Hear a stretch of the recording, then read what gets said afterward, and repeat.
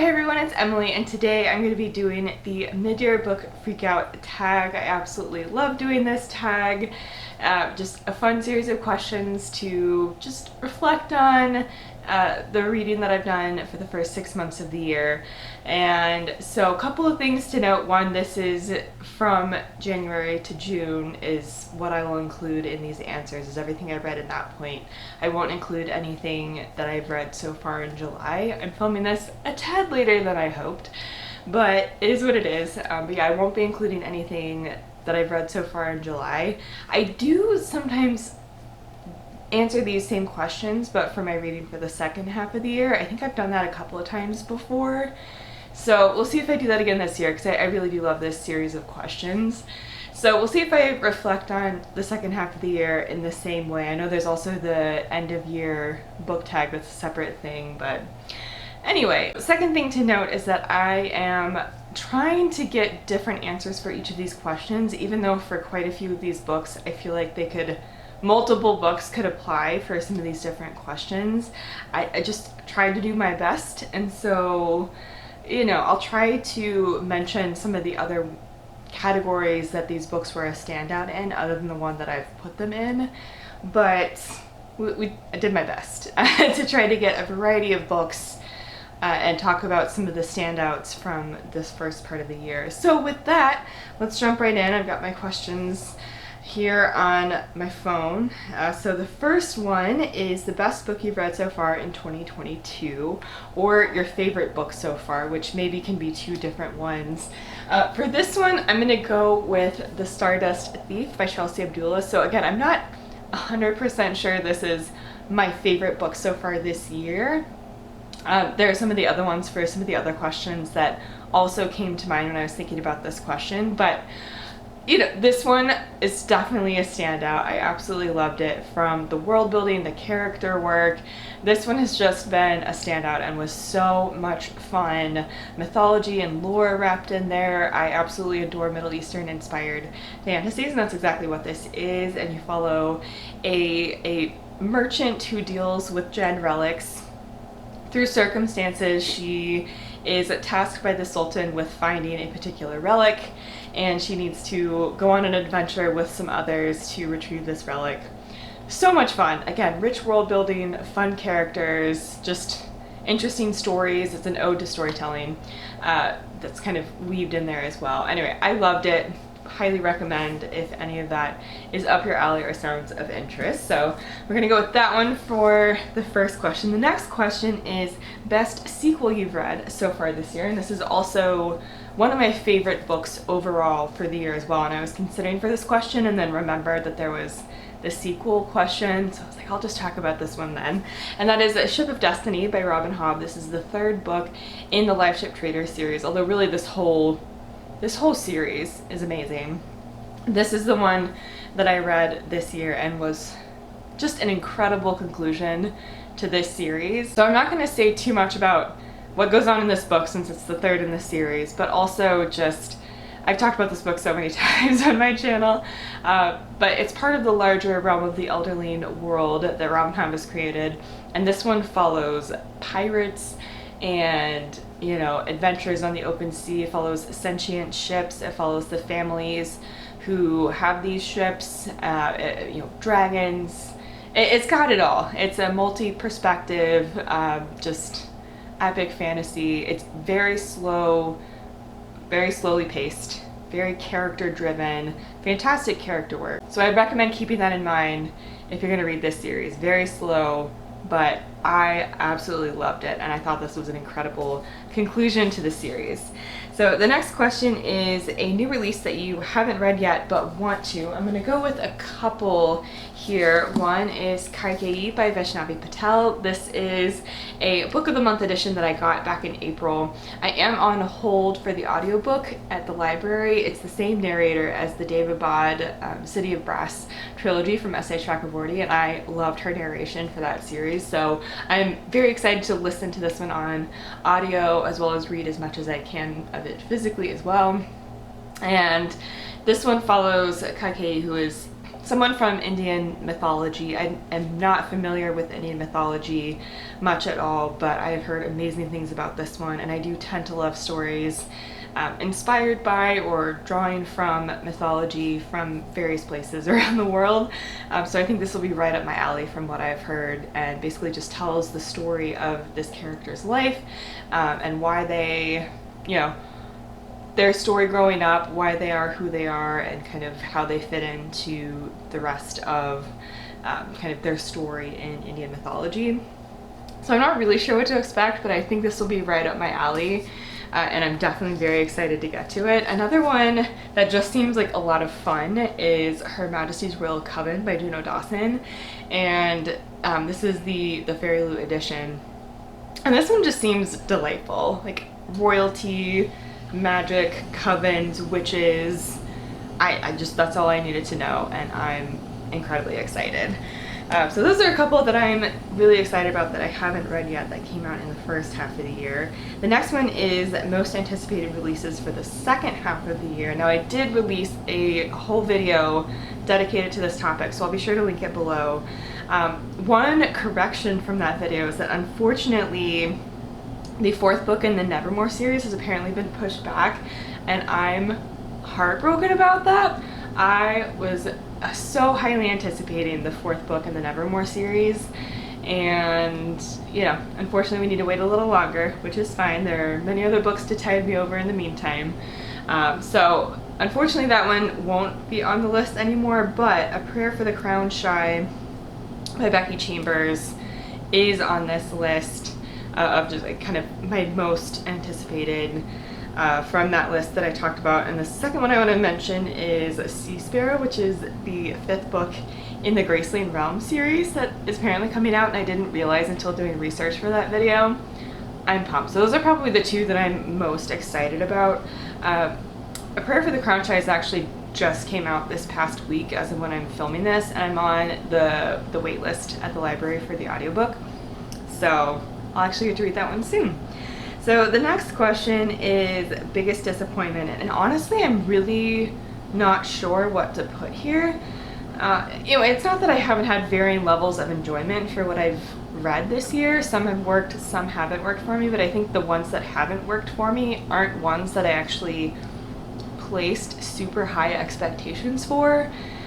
So it didn't really feel like a disappointment. I mean, some books are going to be hits, some are going to be misses. That will always be the case no matter what I read.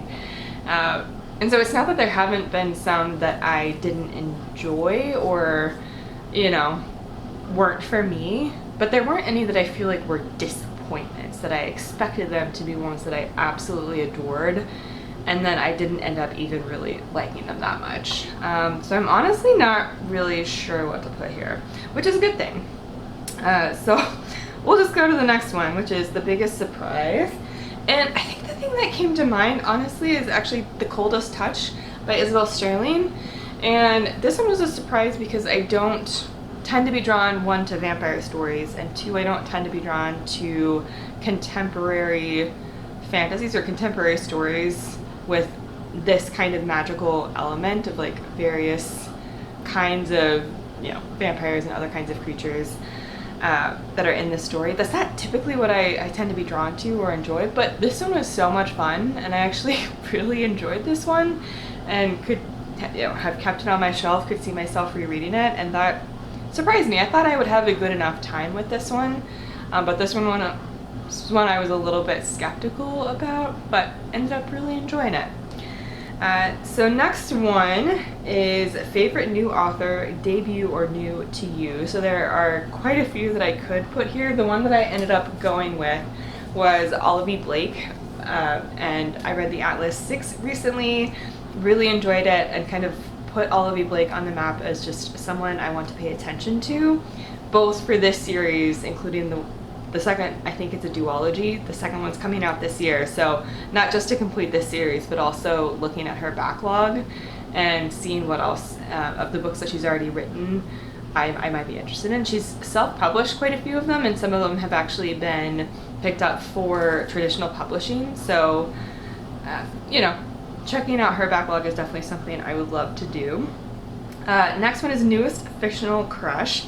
I don't tend to actually get fictional crushes, so I usually end up going with just kind of my favorite romantic pair so far that year.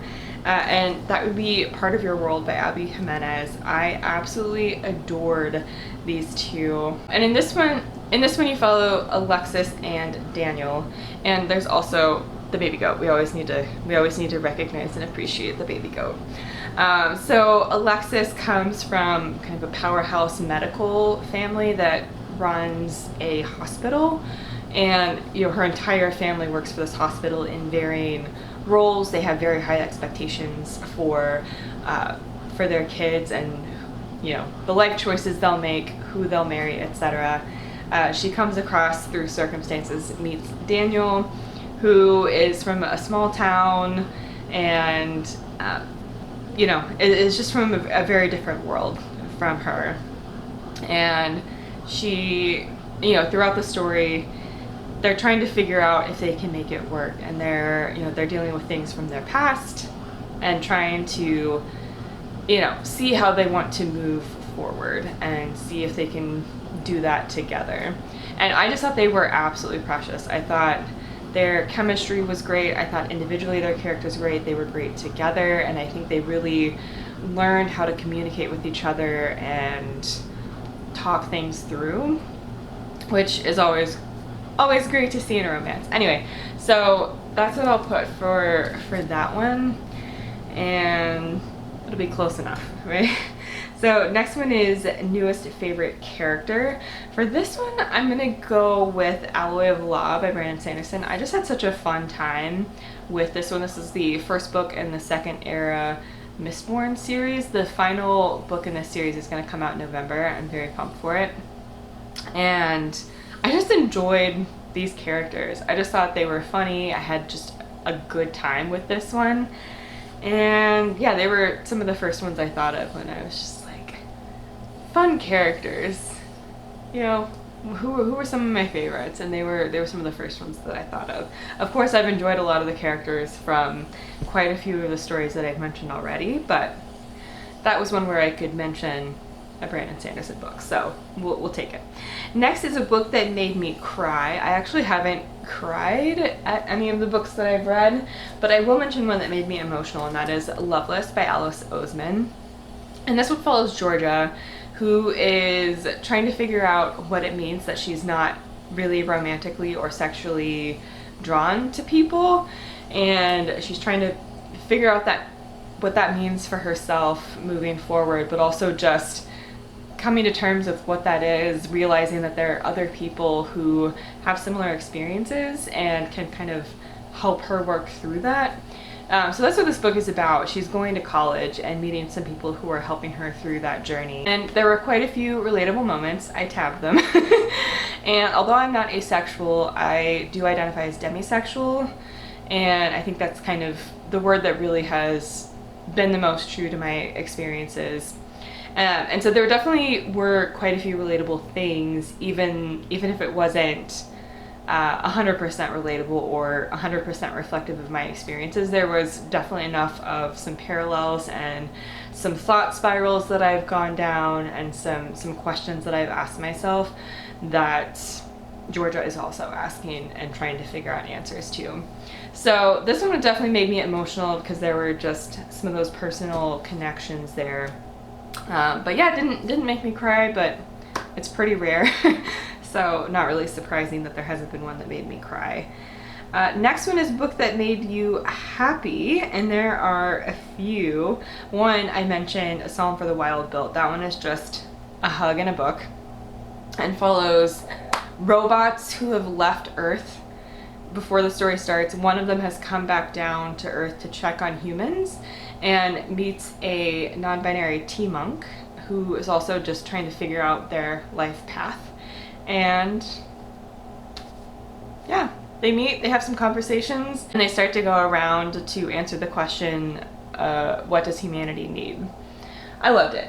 There's also On a Sunbeam by Tilly Walden that really just made me so happy. It's a graphic novel that follows two women who connected during school and were starting to fall for each other and got separated through circumstances, and one is trying to find her way back to the other to check on her and you know, see her again. She comes across this crew on a spaceship that helps her out in this journey, and so it's also about this found family, and it made me so happy. If Becky Chambers makes you happy and you want to try a graphic novel, would recommend.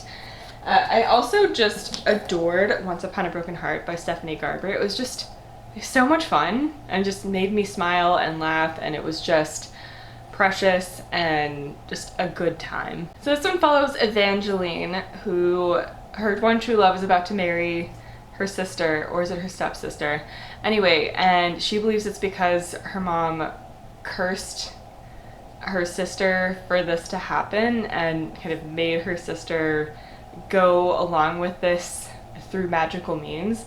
So she's trying to stop this wedding and makes a deal with the Prince of Hearts and needs to deal with the consequences of that, and just goes on a whole adventure. It was fun, it was delightful, and it made me happy. So the next question is the most beautiful book that you got this year, and that is Daughter of the Moon Goddess by Sue Lynn Tan. This is also one of my favorite books this year, but I had to put this for the most beautiful book as well, because cover stunning, and the sprayed edges stunning, back also stunning, but mostly it's these end pages that really get me. Just absolutely stunning. There's also this part as well that is really gorgeous.